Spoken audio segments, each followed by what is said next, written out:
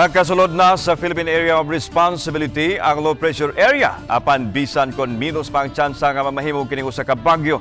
Sa mosunod nga 24 oras apan masinati ang kusog nga pag-uwan sa Kabisayan sa weekend hangtod sa Lunes. Siluan Merondina sa report.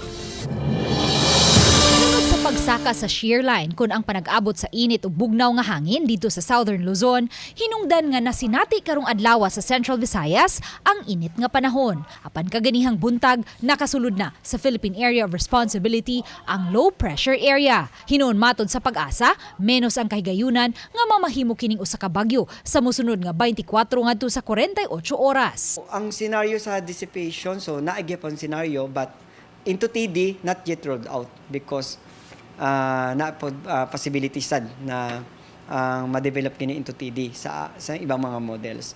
Pero so far sa atong assessment, within 24 hours, less ang chance kining ma-develop na bagyo or tropical depression.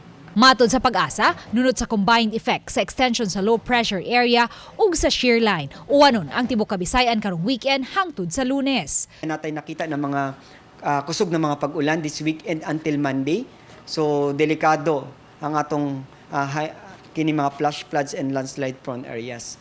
Gahapong adlaw, nasinati ang kusog nga mga pag-uwan sa Eastern Visayas base sa 24-hour recorded rainfall sa PAGASA. Labing kusog sa Baybay, Leyte nga miabot sa 58.6 millimeters kung 293,000 ka mga baril sa tubig uwan, matag square kilometer nga nabubo. Pabilin gihapon nga adunay gale warning sa kadagatan sa Eastern Visayas. Samtang may posibilidad nga muluwat og gale warning ang PAGASA sa northern portion sa Central Visayas karong weekend.